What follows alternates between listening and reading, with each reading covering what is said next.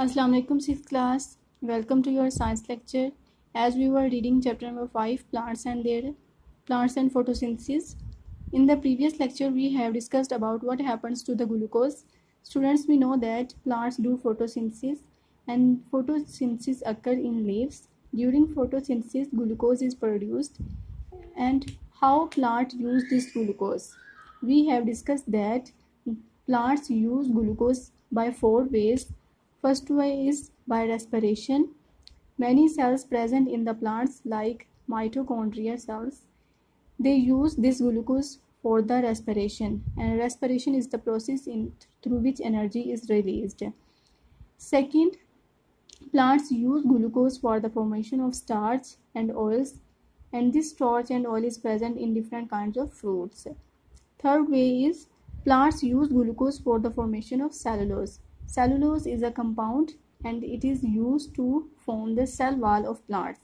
And you know very well that cell wall is the outer covering of the plant cells. It gives rigidity and shape to the plant cells. The fourth way is glucose joined with different kinds of minerals like nitrogen, hydrogen, or phosphorus or sulfur, and they will form different kinds of food products like proteins, carbohydrates, starch, etc.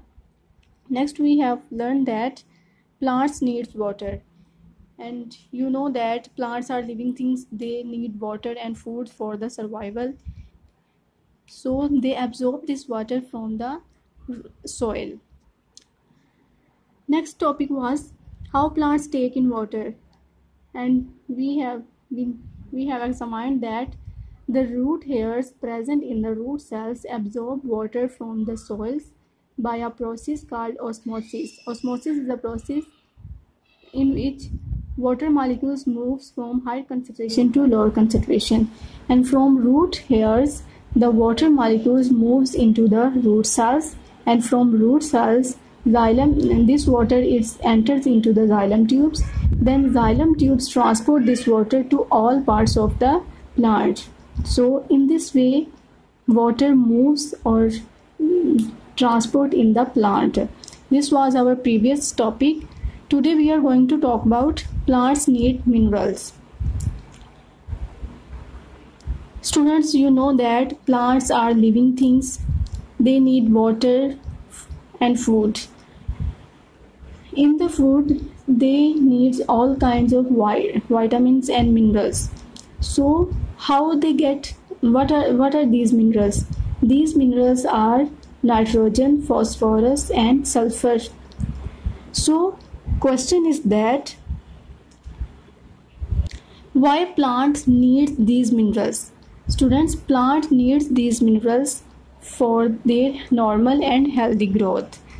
They also need these minerals for the formation of other products like protein, glucose, carbohydrates and starch, etc.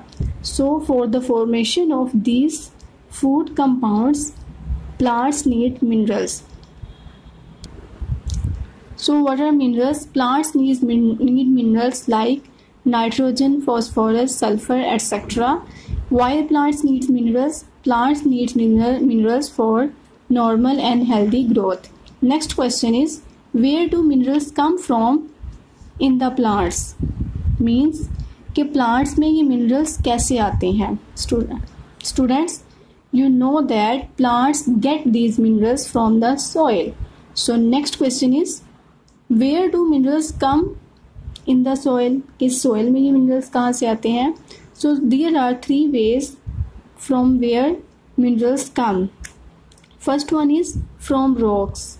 Students, rocks contains different kinds of minerals, and by the breakdown of bedrock by weathering and different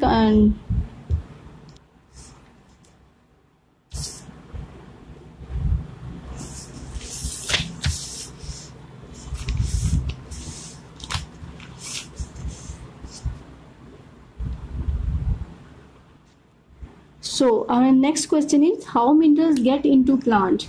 Now minerals are present into the soil. Next process is how minerals get into the plant. Students, you know that plants absorb water from the soil through the root hairs, and the minerals that are present in the soil particles are dissolved into the water. And when water moves into the root hairs, the minerals also moves into the root hairs with the water. So these minerals entered into the root hairs. Next, these minerals entered into the root cells with the water, and next xylem tube take this water dissolved with in which minerals are dissolved and transport this water to all parts of the plant. In this way, minerals are also transported by in different parts of the plant.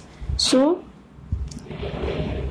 minerals are entered into the plants by a process called osmosis, in which water is transported into the plant, and in the water minerals are dissolved. So with the water minerals are also transported.